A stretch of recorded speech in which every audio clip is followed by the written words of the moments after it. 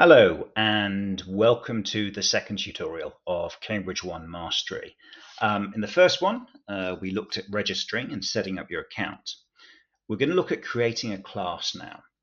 Now again, some of you may be lucky, maybe your school has done this for you, but if they haven't done it for you, you can create your own class or classes, as many as you want, very easily. Importantly, you don't need an access code to create a class. You can do it immediately.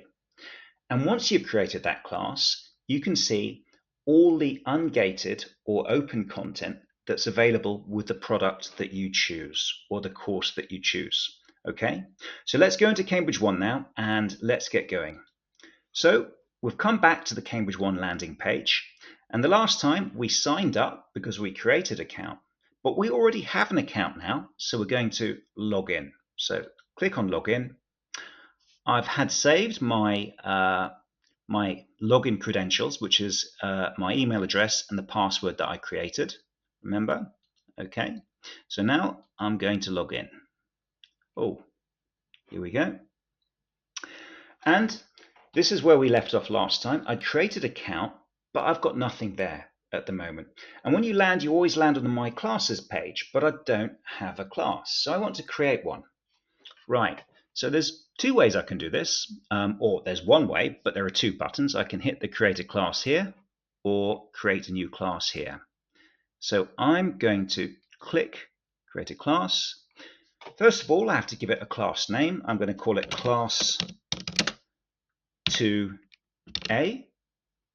Right, now down here you've got your start date and your end date. By default it starts today on January the 30th. I can change that if I want. I can do use drop down menu and I can change the date, but I'm not going to bother with that. That's enough. But if my term wasn't starting until next month, I could change that. Okay, so start date and end date, by default it's a year. You can increase that if you want. So I've now got the name. I can go to next. And this is really important now because it's asking me to add material. This means what course are you using? And you just have to click this little button here.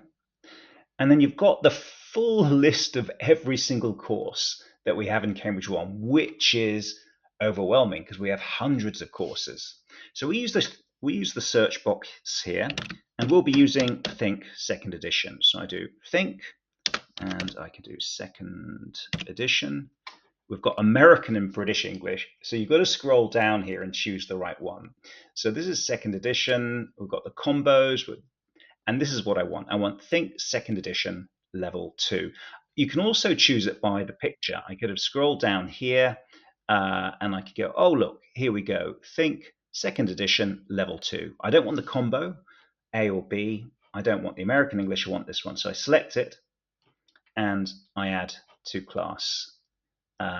Little notice that this is collaborative material, so you can create groups with it. And now I click Finish. And we give it a little bit of time. We go to Dashboard. And now in my classes, I can see Class 2A. Now I've got 3 sections here, which is assignments and class data.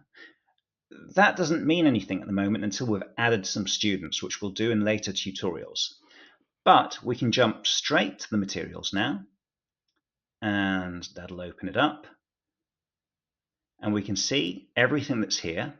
We've got practice, tests, collaboration work, presentation plus, and teachers' resources.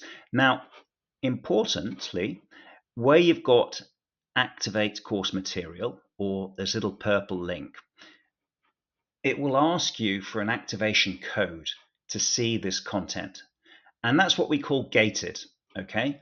But this material here is not gated. So I can go into practice, for example, and I can see practice extra, and I can see test and train. And if I want to, I can click on it and have a view of that material, all without the code. So here we go. We've got practice extra, and we can go through and we can start exploring some of the content now, okay? And the activities. So this is all before we've actually even entered an access code. So already we've set up our account and registered, and we've created our first class. In the next tutorial, we're going to look at adding students. Okay, again, we can do this without having an access code ourselves, although for the students to use the content, they will need one. Okay, so in the next tutorial, tutorial 3, we're going to look at how we can add students. Okay, see you then. Bye-bye.